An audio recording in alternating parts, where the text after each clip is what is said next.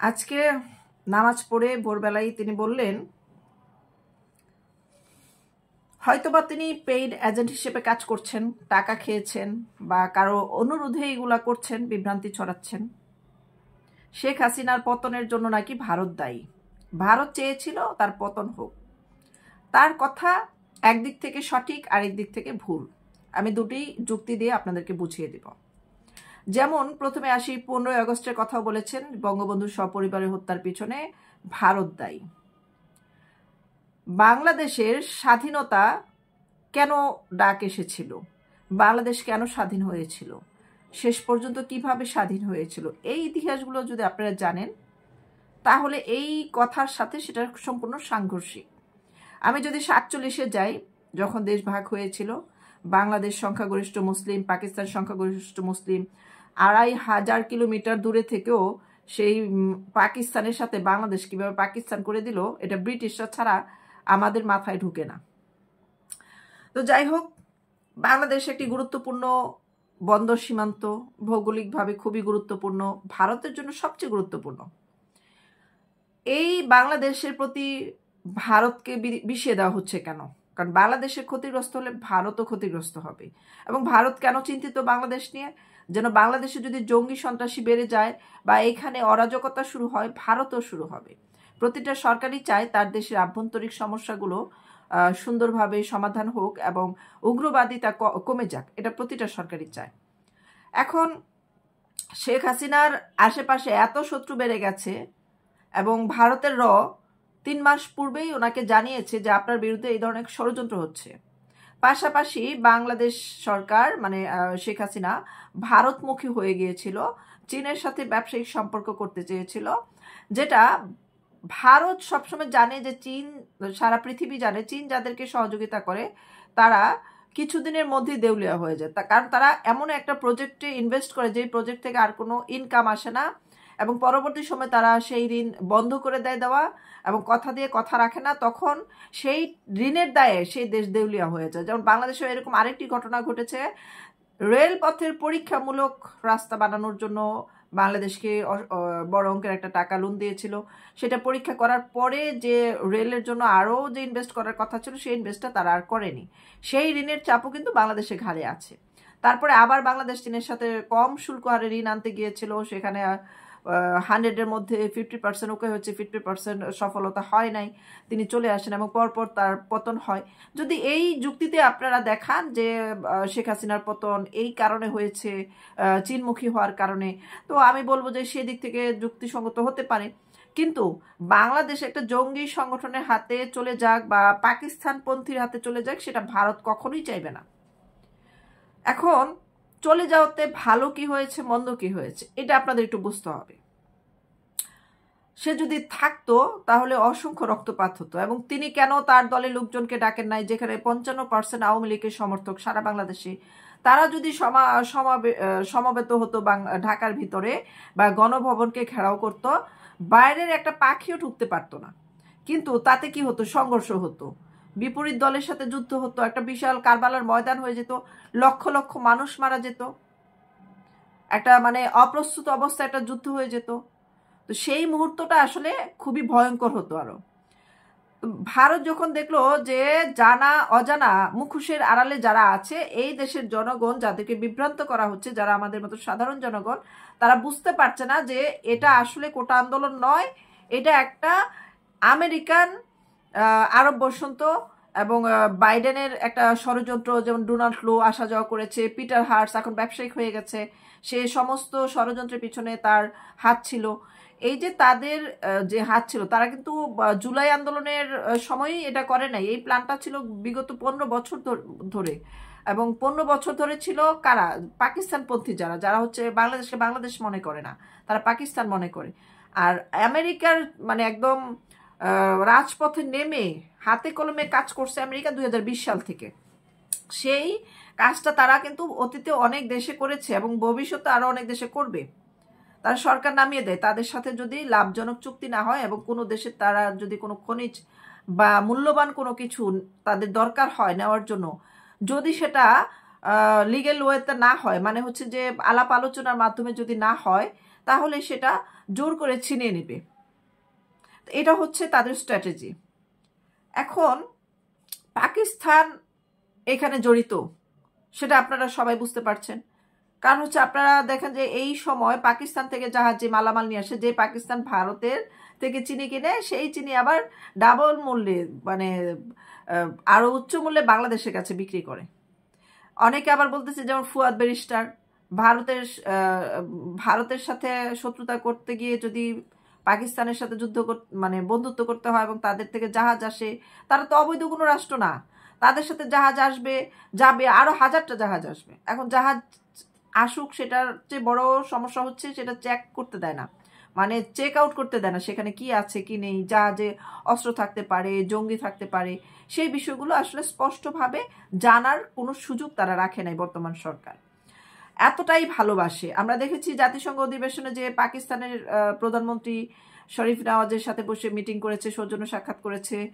আবার একজন নাকি মারাই যাচ্ছিল, তিনি বিগত 5 বছর ধরে মারা যাচ্ছে, বিদেশে চিকিৎসা না করলে মারা যাবে, তিনিও দেখি এখন একদম জ্যান্ত, মানে 16 বছরের তরুণী হয়ে গেছেন। তিনি এখন অনায়াসে বিভিন্ন রাষ্ট্রদূতের সাথে মিটিং করছেন, পাকিস্তান, তারপরে হচ্ছে চীন, আরো মালয়েশিয়া, আরো বিভিন্ন এক এক করে সবার সাথেই তিনি দেখা করছেন, সাক্ষাৎ করছেন। কিন্তু প্রথম সাক্ষাৎটা তার ছিল পাকিস্তানের সাথে, মানে একদম মানে কি বলে, প্রেমিকের দেশ পাকিস্তান, পেয়ারে পাকিস্তান।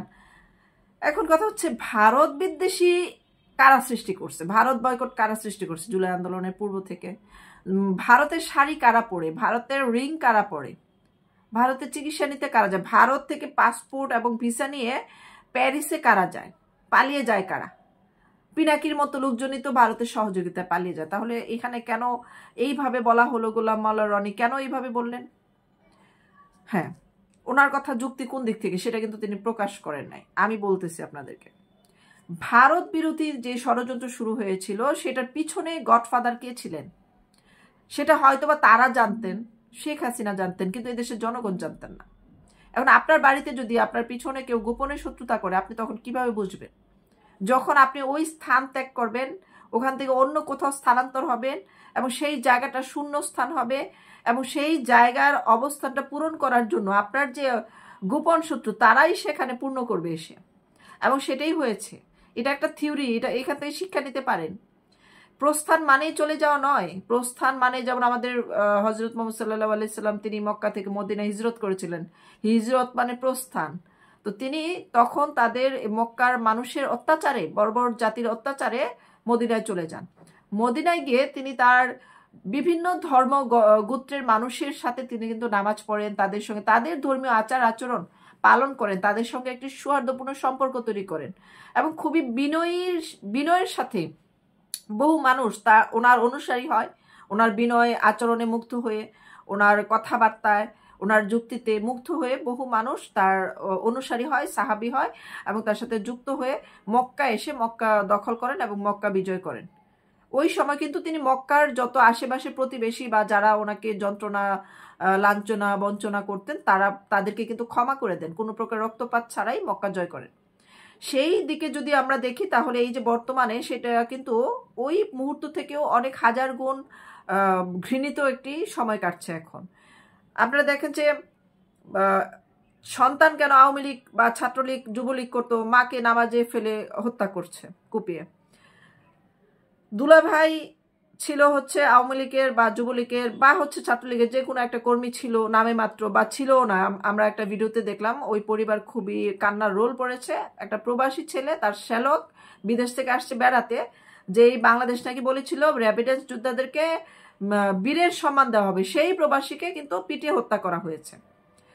তার পরিবারের কেউই কোনো যুবলীগ, ছাত্রলীগ মানে আওয়ামী লীগ করে না। সেনাবাহিনী ধরে নিয়ে এসে পিটিয়ে তাকে হত্যা করে এবং তার লাশ পরিবারকে জোর করে বুঝিয়ে দেওয়া হয় কোনো প্রকার পোস্টমর্টম ছাড়া। তাহলে এই কাজগুলা কে করছে? আমাদের বাংলাদেশকে যারা ভালোবাসে বা বাংলাদেশের সেনাবাহিনীরা কি এটা কখনো করবে?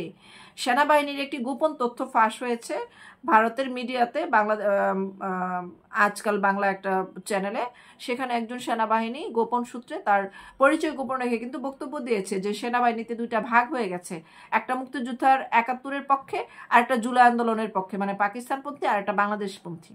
তো তো এই যে দুইটা ভাগ হয়ে গেছে, এর মধ্যে ভারত কিভাবে দায়ী হয়ে গেল? গোলাম মাওলা রনির কাছে আমার প্রশ্ন, আপনি ব্যবসা করার জন্য কতটা নিচে নামতে পারেন? এখন ভারত কেন শেখ হাসিনাকে আশ্রয় দিল? ভারতের বিরুদ্ধে একটা কথা বললেই এটা এখন খাবে মানুষ। ভারত কেন শেখ হাসিনাকে দিচ্ছে না ফিরিয়ে? কেন ডক্টর ইউনূস আদালত ফাঁসিতে ঝুলাতে পারছে না?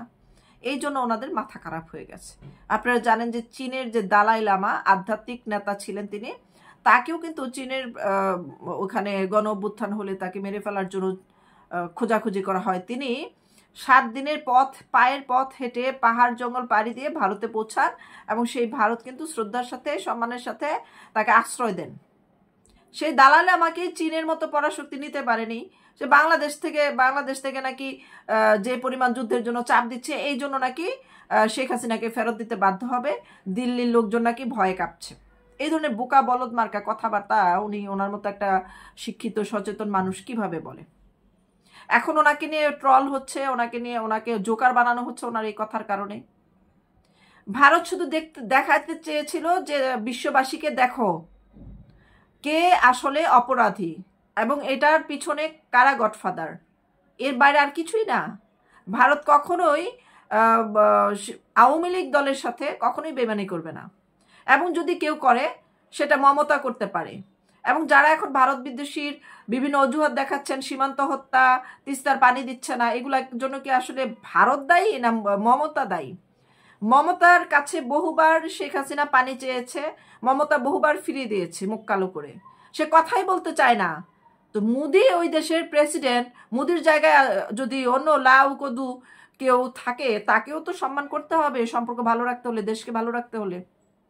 আজকে ভারত থেকে 96টা পণ্য আসে, একদম ন্যূনতম 96টা পণ্য আসে যেগুলো আমাদের নিত্য প্রয়োজনীয়, যেগুলো না আসলে এই দেশের দুর্ভিক্ষ 1 সপ্তাহের মধ্যে দেখা দিবে এবং মানুষ না খেয়ে মরবে।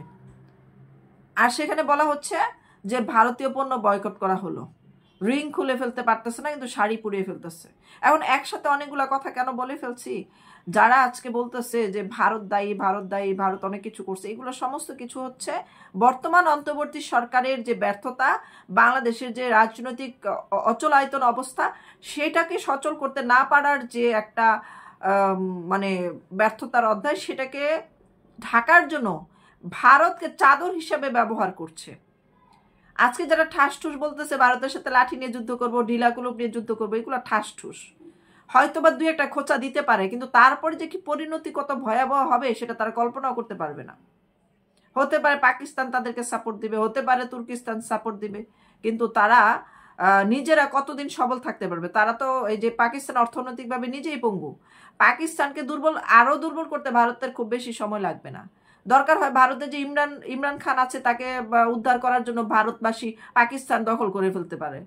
তো পাকিস্তানকে শিক্ষা দেওয়ার জন্য খুব বেশি কিছু দরকার নেই। পাকিস্তান এমনিতেই অচল আছে। পাকিস্তান আমাদের দেশে মা বোনদের ইজ্জত নষ্ট করলো, যুদ্ধ শিশু রেখে গেল, সেই পাকিস্তান নাকি আজকে পেয়ারা পাকিস্তান, আর ওই ভারত নাকি আমাদের শত্রু। ভারতের 17,000 সৈন্য আমাদের এখানে এসে যুদ্ধ করে আমাদের বাংলাদেশকে স্বাধীন করার জন্য সহযোগিতা করেছে। 17,000 সৈন্য শহীদ হয়েছে। 17,000 কেন, একটা সৈন্যের জীবনের মূল্য বিনিময় দিয়ে সারা জীবন এই বাঙালিরা শেষ করতে পারবে? আবার বলে আমরা ভারতের হস্তক্ষেপ চাইনি, আমরা নিজেরাই জয়ী হতে পারবো। এটা তো একটা আত্মঘাতী কথা। বাঙালি নাই অস্ত্র, নাই খাদ্য, নাই বস্ত্র, বাঙালি হচ্ছে চাষা পোষা। বাঙালিরা কিভাবে এত দ্রুত দেশ স্বাধীন করতো? আরো তো যারা ছিল তাদেরকে মারতে পারে নাই বলে তাদের এটা দুঃখ। আরো যে 7 কোটি ছিল তাদেরকে কেন ধ্বংস করতে পারে নাই, সেজন্য তাদের দুঃখ রয়ে গেছে। তাহলে এটা তো আত্মঘাতী কথা। এখন গোলাম মাওলা রনি এই ধরনের জোকারি যদি বন্ধ না করে, তাকে নিয়ে নিয়মিত ব্লগ বানানো আমি শুরু করব এবং তার এই ফাইজলামি বন্ধ করা উচিত। এবং পাশাপাশি আরো যে মোফা আছে, মোফাকে নিয়ে আমি আলাদা ভিডিও করবো, সেটাও আপনারা দেখবেন।